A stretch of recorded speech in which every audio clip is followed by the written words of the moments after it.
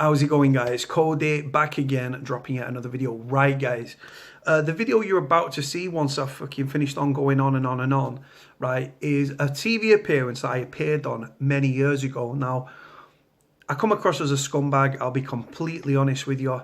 And I'm going to tell you, I can't remember the name of the program. It aired on, I think it was Channel 4, 5 years ago or something, I'm not sure. I was going through my backed up photographs and videos in my Google Photos, and it popped up and I was like, oh my God, no way, that's still there. Like, I hadn't been through it for a long time. The program, for those that don't know, was about the rich versus the poor. How, like, what they wanted, really. They wanted to hear from posh people that were rich, middle class, upper classes, and then they wanted to hear from people that had grown up with nothing.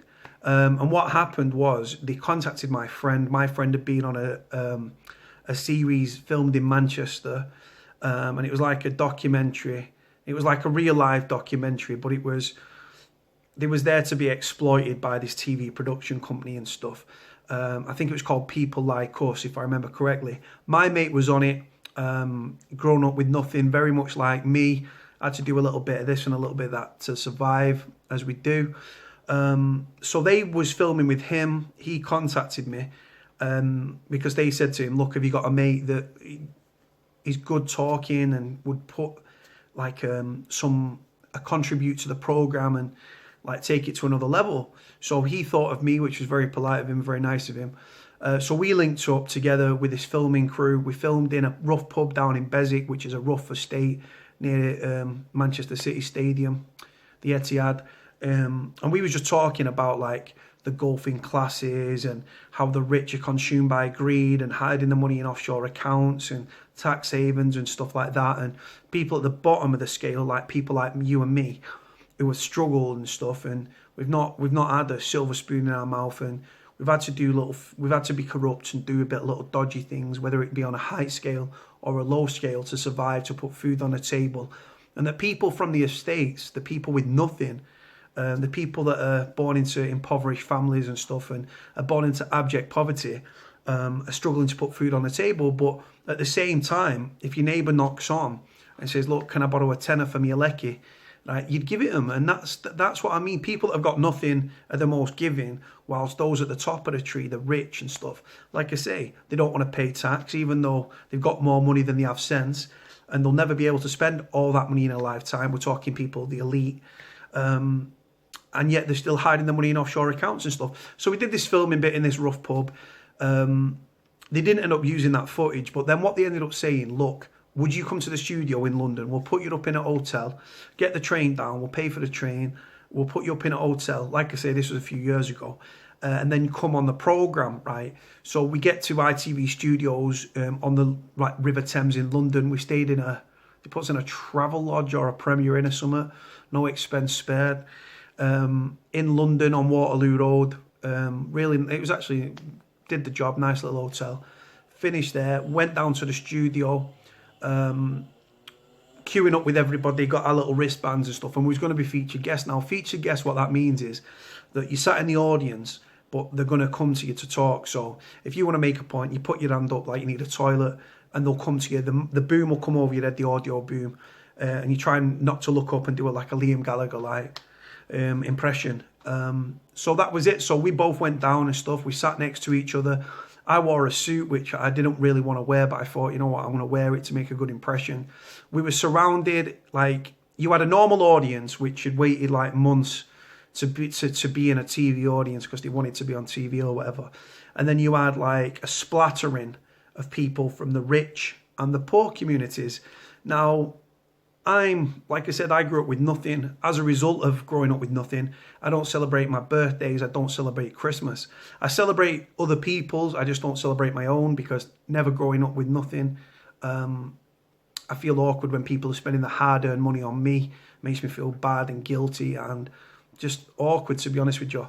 So anyway, we was down there and we was doing what we was doing and stuff, and the programme was going on. Richard Bacon, as you can see, produced it. Sorry, not produced it. Richard Bacon presented the programme, and we was all talking away, and people were making points, and there was a splattering of very rich people. There was a guy in front of us, for example, and I think he was called Lord Benjamin or Sir Benjamin or something. And yeah, I'm not going to spoil it for you, but I go on a little rant and stuff. Everything I say in the article, in the piece, is very true and correct. At the time, I've now changed and I do pay my bills, but obviously I was talking about back then. This was, like I say, a few years ago. I come across as a bit of a scumbag, but at the same time, I think some of the points I make, not all of them, but some of the points about capitalization and capitalism, and the rich are getting richer and the poor are getting poorer, and the gaps between the haves and have-nots are getting bigger year on year, I think is very, very true. And the truth is, we do live in a corrupt society. We know that. Anyway, guys, I'm going to leave this video here. The video is going to follow this. Let me know what you think. Put your comments in the comment section below. If you think I'm a scumbag, tell me you think I'm a scumbag. It is what it is. Like I say, I felt, again, we was there to be the bad guys. We was there to be... well, my name's Rupert, and I went to Eton.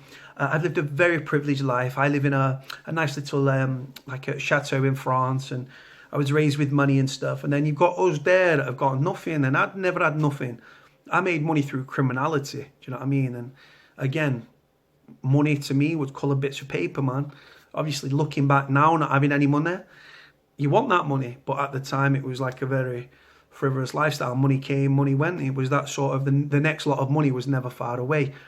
But when you come away from crime and you haven't invested your money and you've squandered it for the most part because you didn't value it, or you just, like I say, you just thought it was going to keep coming and coming and coming until you walk away from crime, try to go legit, and then you're pissing in the wind, proverbial wind, really, really are. Anyway, guys, I'm going to finish the video here. I've waffled on long enough, 7 minutes nearly. So watch the video. It's going to follow. Let me know what you think. Comments in the comment section below. Cody out. Cody, what do you want to say?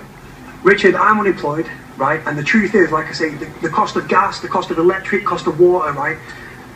They can't afford, I don't pay it, I'll be honest with you, mate. And if people want to look down the nose, so be it, right? We have to do dodgy things, mate, to survive, because people have to cut corners. The people that are in power are doing it, right? How are they?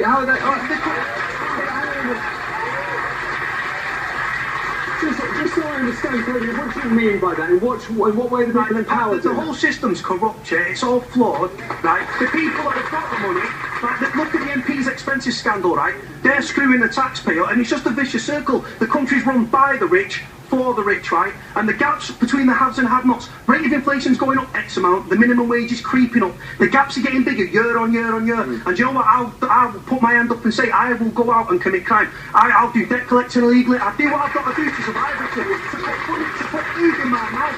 Cody, it must be, they're applauding, but I must say that's probably only about a third of the room applauding that comment. It must be, Cody, possible for you to live a life in Britain in 2014 without breaking the law. That must be possible. The cost of living is spiraling, is going out of control. It really is, Richard. And the fact is, people can't afford. I don't pay gas, I don't pay electric, and I don't pay water, because they're run by these big corporations. They don't pay tax neither. So if they want to point the finger at me and call me a criminal, so be it, Richard, I'll take it. I get your point, and most of them do pay tax. We've had a headline once today. What would you do, Cody? You obviously see this illustration.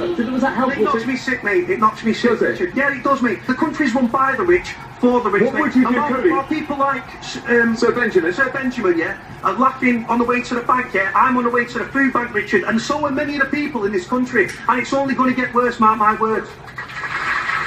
Cody, thank you for your passion. I appreciate it.